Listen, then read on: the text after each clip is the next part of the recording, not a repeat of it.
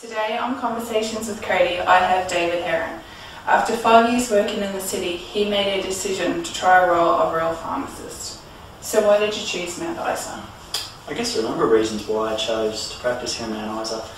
I guess the first was an opportunity that came up to work at Micro, Centre for Remote Health, in a pharmacy academic position. Something new that I hadn't tried before. So I guess that's the reason that brought me out to Mount Isa. I also, while I was working in that role, I was able to undertake some work as a locum in one of the community pharmacies here, and I guess I really enjoyed community pharmacy here in a small town. And I've grown up in small towns my whole life, so it was a natural progression for me to continue practice in a small town once I got my training in the bigger centres. Yeah. Okay.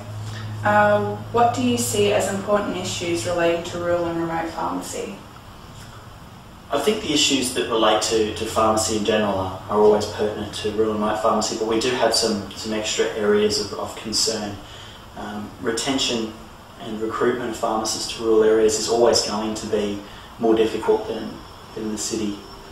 I guess the number of pharmacy students that are going through their degrees at the moment and qualifying as pharmacists is taking some of the pressure off those numbers.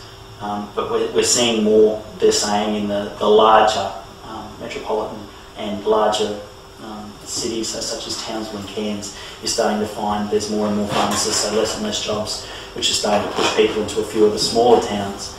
But we're still seeing small towns like Mount Isa and to I guess a greater extent the smaller towns that surround us are still struggling to recruit pharmacists. So that's an issue that we really do have to address, is getting pharmacists to come out here. Not only that, but also staying in these areas. There's a few areas of concern, I guess, for ruralers. There's a number of hours we work.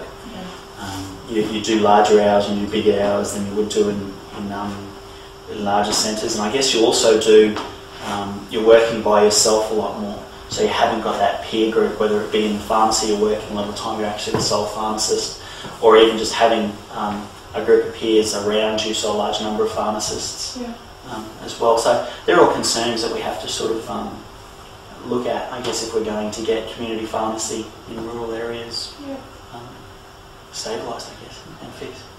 Okey-dokey. So are you enjoying your work here? I really am. I'm in a full-time position in one of the community pharmacies here in town, which I'm really enjoying. It's a small pharmacy, but it's got an increasing script rate, so I do a lot of that. I guess I'm enjoying looking at how the pharmacist, he's one of the old generation pharmacists, works with his patients and the interactions he has there. It's something that you would really never have in a bigger pharmacy. So I'm really enjoying getting to meet a lot of our clientele and a lot of our patients and getting introduced. I'm still the new boy a lot, so people still look at you a little bit like you're far too young to be a pharmacist, when you get told that. But it's a really good opportunity to meet the patients and get a bit more involved in their lives than I would get in a metropolitan pharmacy. So yeah, definitely enjoying my time out here. Good. What issues do you face with your professional development activities? Professional development's quite difficult in smaller areas, as you can imagine. We haven't got the access to, say, universities or even bigger peer groups out here. So coming from Townsville, we used to have it organised through the Division of General Practice and also the PSA Pharmaceutical Society, that we'd have talks every month that were run at the hospital by, say, a visiting specialist or something along those lines. If you're in a city like Brisbane, they have regular monthly talks that are on pharmacy-related issues as well. So you get that opportunity to sort of hear the latest developments from people in the field, and you also get to come together as a group. So you see a lot of faces that you either went through university with or who you've worked with. Smaller areas, we generally don't tend to have that. I mean, the community of pharmacists out here, I think at last count there was about probably no more than 6 to 10 of us out here, as opposed to Townsville, where that number is probably now starting to get closer and closer to 50 to 100. So we do have those sort of issues. Whilst there is the availability of continuing professional development on the internet, and that is quite good, it still doesn't replace face-to-face. I think the other thing is just the attendance of conferences. If we're wanting to attend a conference out here, it's not just a financial issue of the cost of flights. because that is becoming a little bit more reasonable with Qantas taking the flights out here. I think it's the time that's involved. So if you were looking to go to a 2-day conference somewhere, it's going to take you 4 days, and you take in travel time as well. And often getting a replacement is a little bit difficult to do that. Or if you do that, somebody else has then got to pick up the burden of you going to those conferences. So they're all issues that need to be addressed, and they're all difficulties when it comes to continuing professional development for us out here. How do you see yourself in the future? Or where do you see yourself in the future?